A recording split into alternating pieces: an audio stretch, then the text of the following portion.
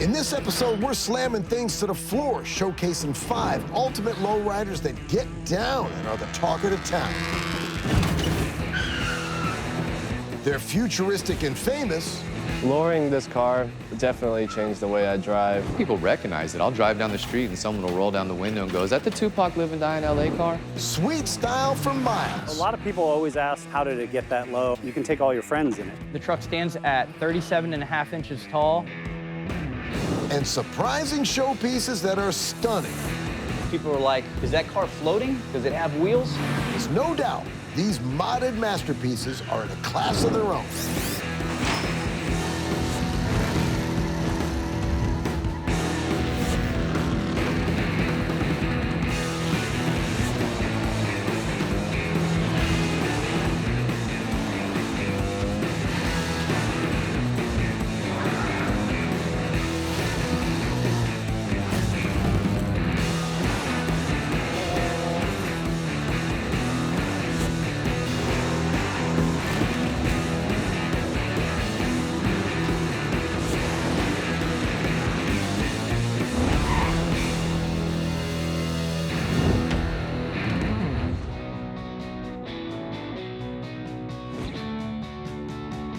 Now, if you find the look of a modern cookie-cutter ride is a big turnoff, well, how about getting low for a change? The thing about lowriding, to me, there's no rules. Just create the ride you've always wanted and then sit back and wait for the reaction. Any car you build that can ride as low as this van does gets the neck snaps. People are like, is that car floating? Does it have wheels? This is Van Slam. Why do I like old cars? I just like style. New cars do nothing for me. An older 50s, 60s, 70s car, they all were unique. They all had their own flair, and they said a lot about a person. My man Gary wasn't searching for the van life when he stumbled across this rolling rust bucket. I happened to see this van sitting on the street, and it had cobwebs to the ground, and I asked the guy, what's the deal with the van? I asked him if he wanted to get rid of it. He said, give me $1,000, you could have the van. I called a tow truck, had it picked up. It had no rod in it. The body panels were pretty good. It had dents everywhere. It was original paint. It had all the cool trim. It had all the interior. I had no intentions of painting the van, but my buddy Tyler sent me a text. He's like, let's paint your van. When he wants to paint your vehicle, you're not gonna tell him no. Gary has spent just over 2 years customizing this 1967 Ford Econoline Falcon Club wagon, lowering the suspension, upgrading the engine, and creating a mind-blowing custom paint job. Gary dates his obsession with classic rides to the time he helped his granddad work on an Impala as a kid. There's so many unique aspects of this van, but my favorite, personally, is the paint. The paint makes this van what it is, in my opinion. This little corner here is one example of the freestyle work that my buddy Tyler Pullen does. There's details inside my drip rails. I've never seen a van, car, truck with a detailed drip rail. The devil is in the drip rail, man. This van originally had pop-out windows, but they popped out from the side. Now it has pop-out from the bottom rear windows. Let me show you my 70s-inspired lowrider interior. This van primarily doesn't have body mods other than a 6-foot hole I cut in the roof. I wanted to give it that one extra wow factor. Van Slam's got a 4.8-liter LS motor, came out of a 2011 Chevy Express van. This motor may look comfy in here, but it took quite a bit to squeeze it between the frame rails. My fabricator was very creative. He put a couple bump outs on the side of this engine cover, and he made it look like it belongs. It sure does one heck of a job to get this van down the road. That's one hot armrest, brother. The van's done very well at the shows I brought it to. I got multiple awards at the Grand Nationals, and when I took it to the Autorama, it picked up a handful as well. People like the van. The van draws attention. I think that's probably the best thing about this van. You don't even have to like lowriding. You don't have to like classics. You see this van drive by, and it makes you smile. Lowriding to me is very unique, very personal. Some say you can't build a lowrider out of a van. I say, watch me. From a slam van to a lowrider living its best life. Some owners treat their rides like a work of art, destined to be stars of the show. But for others, I don't mind if it gets scratched. I don't mind if kids touch it. I don't mind if kids climb on it. It's just made to have fun. it's all about getting out there and enjoying the moment. This truck has had 9 engines in it. All 9 of them have blown up from doing burnout contests. This is way too low. We chose the Ford Ranger because it's a modern-day vehicle, and we wanted to make a modern-day rat rod rather than a more traditional rat rod. I wanted to learn how to do a chop top, and everyone told me to hire a professional, and I figured the first professional probably did it on his own. A lot of sweat, blood, and tears. I built it with a few buddies and bare hands, a lot of sweat, blood, and tears. It started out as a stock truck, and from there we bagged it. We body dropped it, which would be putting the body on the ground.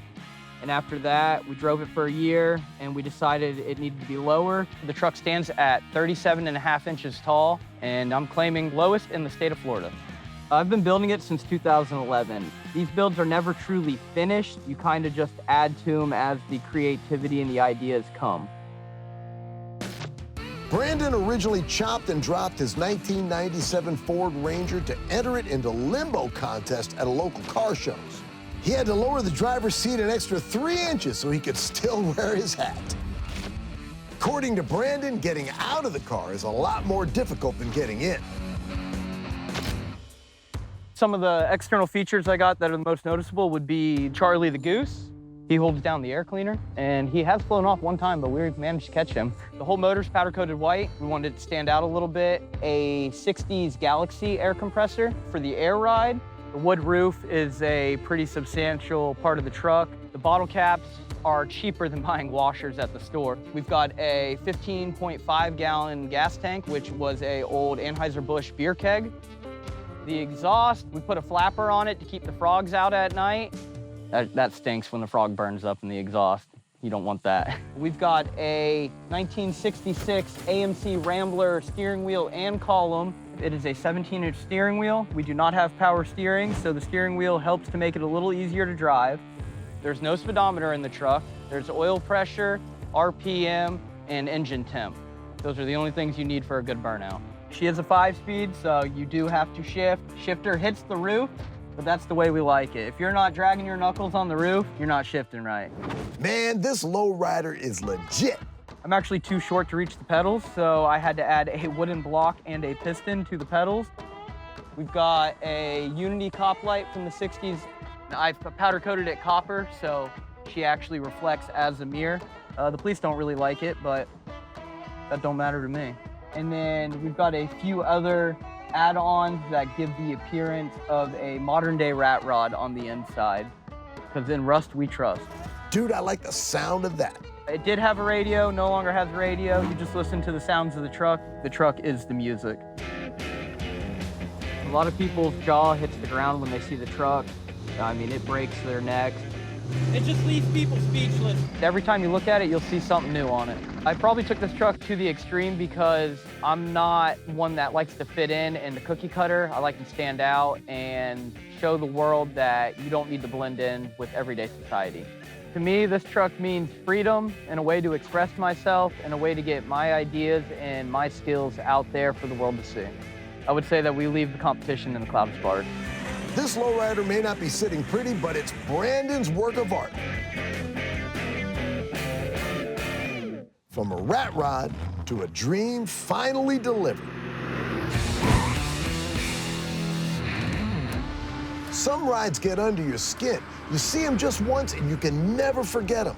I've been after it ever since I saw it. I never expected to be able to own it. I never thought that opportunity would come. Then finally, after 20 years, the chance came to buy this baby. This is the ultimate ride because you can take all your friends in it. What's better than that? You go fast, have the wind in your hair. This is Crew Cut. The Crew Cut started off as a regular 92 crew cab Chevy dually. I was 19 years old. I flew to California and saw it, and ever since then, it's just kind of been a dream vehicle. It was one of the very first, if not the first, what we call a body drop dually, where the cut out the floor and dropped the body over the frame, which was back in 98, 99. I kind of kept track of its ownership over the years, and I figured out who owned it and everything else. So the truck ended up on eBay, and I ended up making an offer, and about an hour and a half later, I learned that they said okay. It's just funny sometimes how the world works and how sometimes it all plays out. The crew cut Dave owns now is a very different vehicle to the one he first saw. While still retaining its 90s looks, Crew Cut has been brought fully up to date with upgraded hydraulics, a powerful new engine, and an interior revamp. It may be more than 20 years old now, but for David, his ride is still way ahead of the game. Up front, it's got an Escalade front clip on it with a custom bumper that's been sectioned and kind of shortened so it doesn't dig into the ground. The paint job is a custom House of Color green paint with flames done by Steve Van Diemen and restored with some of the guys from Gas Monkey. It's an iconic paint scheme. Even after 20 years, it's still in great shape. It has custom mirrors. These are actually off of Sea-Doo. The rear doors are suicided, where they open up the other direction. And here's where you can see how the floor has been raised. Everyone thinks it's been lengthened or extended, and it hasn't. The dually fenders have been raised up to accommodate the wheels. In the back here, all the taillights have been shaved off, the tailgate's been welded shut, and it has Toyota Supra lights behind those grills. The windshield is actually all stock, just slid down into the wiper cowl a little bit. Underneath the hood, we've got the K-Tech Performance, amazing LSX motor. 617 horsepower, and you could be going down the road and punch it, and it'll pin you back in the seat pretty good.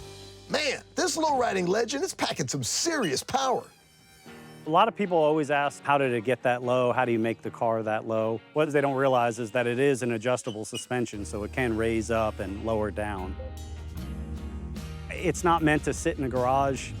In my opinion, these things are meant to be driven, and it's meant to be seen, meant to have fun with it. Amen, brother. No matter where you drive this thing, people will stop, stare, take pictures, shake their head, all kinds of stuff. It's always an interesting drive with this. Right now, currently, I have 7 vehicles here at home, and I have another 7 being built across the country. And if it came down to it, I would sell every single one of them and keep this one. That's how much I love this truck. Pure passion, I love that.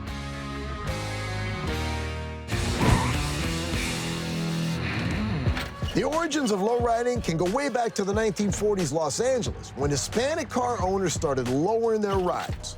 80 years on, and it's still going strong in the city. I love it. I love the culture. I love going to hang out with everybody. It puts you on a common ground. It doesn't matter what race you are. It doesn't matter your age. Everybody has that common love for cars. In the 1990s, one group that really showed the cars some California love were rappers like Snoop Dogg and Tupac. Tupac drove this car in one of his last videos, and it's now part of West Coast hip-hop history. I'll drive down the street and someone will roll down the window and go, "Is that the Tupac Live and Die in LA car?" And the conversation starts from there. What makes this car unique is it passed right after they used it, and nobody ever put it back on the street. This is Tupac's Lowrider. I remember the first time I was ever in a hydraulic car, I was hooked. I would do anything to get it. So when Lloyd found the car for sale 2 years ago, he couldn't wait to buy it and drive it home. But its current owner suggested he towed it. And I said, "Man, anything that starts, has wheels on it, you don't even need brakes. I can drive it, no problem." He's like, "No, I wouldn't recommend it." So he towed it to my house. I paid the guy the money. He dropped it off the trailer. The car started, ran, everything sounded perfect. As soon as he leaves, I tell my friends, "Hey, jump in, let's go for a ride." We make it about a mile. Everything seizes. The engine turns off. I hear all this noise in my transmission. The planetary gears completely explode. Ironically, when the 61 Impala was featured in Tupac's video, it wasn't a true lowrider. The production team had just made it look low by loading it with sandbags. But Lloyd wanted his car to be the ultimate LA ride. So he swapped out that engine and transmission and fitted the car with some top-end hydraulics. I added all the gold Chevrolet pieces, the gold wings, the purple halo headlights to give it that Los Angeles Lakers flavor. I went over to this performance shop. I really wanted to add a new heart to it because it originally had the 283 V8, and no matter what I did to it, I wasn't getting the power that I wanted. And I bought this Blueprint 350. I got a 350 turbo transmission, the upgraded power steerings, Champion's aluminum radiator. We're lowriders and we like to go slow and low. But every once in a while when I need to get over in traffic, I give it some gas and I can feel the power. It's a lot better than that 283. Lloyd has got this lowrider looking lush. Those are my favorite wheels, 13-inch gold Daytons. I had the chips custom made. Usually Dayton comes with red lettering. I had this one done in yellow to match the car. I had the custom console made, and I had the steering wheel dipped in gold. I added the purple cabin lights in the trunk, the cabin, and on the tips of the antenna, just to kind of continue that Laker vibe all the way through. And this is my hydraulic system. These are the motors, these are the tanks, and inside here is the gear. If you're ever gonna do any low riding and wanna hop, you want a Versace gear and an 8X to the front. And these are the slowdowns. Both of these control the speed at which your car drops. This is where all the power's at, right here. Let's see all that power working, dude. To be able to say it was a Tupac car, obviously I love Tupac, but to me it being a 1961 bright yellow convertible, gold, everything, that's what makes it special to me. It's hard not to notice. Bounce, baby, bounce. I took it to the next level because this is how I wanted it. I don't ever want to just have average. If I'm gonna have it, I want to have the best of the best, or at least be up there with the best. When I pull up to a light and there's a bunch of kids and they're into lowriders and they say hit the switch, I'll bounce it right there, you know, and they're all cheering and laughing. I love that part of it. From a hip-hop legend to a crazy car at home in Hawaii.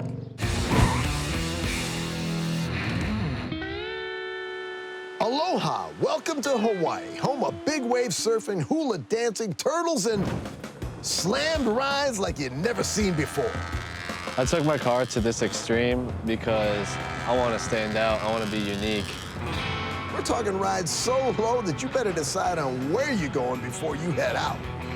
I can only turn my steering wheel about 180 degrees max, so try to avoid all U-turns as much as possible.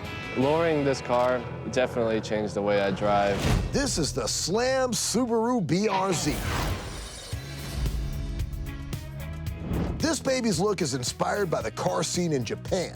It's a combination of two different styles, the Shakotan, meaning lowered cars with stretch tires, and they have the Onikyan, which is the demon camber, which is the crazy amount of camber that you see here, and also the Bosozoku, which is where I get my crazy exhaust from. Most of the lowered cars that you see here are bagged, so they have air suspension to allow them to get super low to the ground. Akila's ride is very different. His suspension is fixed, so he drives just 1 inch off the ground. What it's like to drive this car is pretty crazy. Obviously a really bumpy ride because the suspension has to be really stiff because of how close the wheels and tires are to the frame and the fenders of the car. This car's styling may not make for an easy ride, but Akila's commitment to getting the Subaru's look just right is what's driven the whole project. Whether that was commissioning a Takiari-style custom exhaust or pushing his wheel camber to the absolute extreme, by following his dream, Akila hopes to now inspire other drivers to do the same. I replaced the front and rear crash beam because they have a jacking point right at the bottom that allows me to jack up the car being this low to the ground. I'm running work VSXX wheels. In the front, they're 18 by 12, -50, and the rear is 18 by 13, -63. With the wheels running this amount of excessive camber.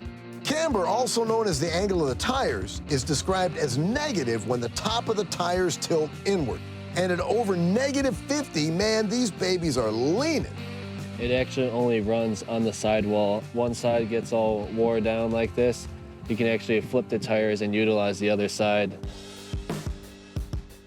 I've never seen anybody run this type of quad blast pipes. At the bottom, we have the gold ISC suspension rear lower control arms. Those allow me to adjust how much camber the car has. I have those maxed out all the way. On top of the strut, in place of springs, I have hockey pucks and washers to get the super stiff spring rate to run a super tight fitment so that the wheels don't hit and break my fiberglass fenders.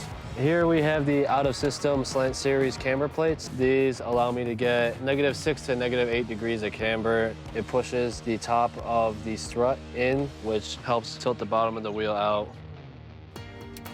With the way the car is right now, it's just made for car shows and weekend drives pretty much. I go out with my buddies on the weekends and we drive around, take pictures, and just cruise around. And when it's out on the street, this ride sure does divide opinions. Some think it's pretty stupid, some think it's awesome, some say that it's complete garbage. I get lots of different opinions about my car, but it doesn't matter because I love it. I built it the way that I love it. To the people that say I didn't like my car, honestly, I don't care because it's not their car, it's mine. I don't care what they say. I get hate every day for my car, and it just inspires me more. My plans for the car in the future is definitely new wheels, so I want to go crazier. I want to go wider wheels with more negative offset, and I definitely want to go lower. Even lower? Man, this ride will be scraping the tarmac. Good luck with that, brother.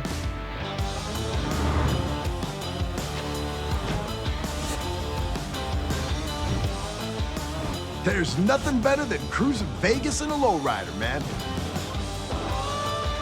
5 low-lying legends prove that if you got the eye for design, man, you can slam anything. We'll see you next time on Ultimate Rides.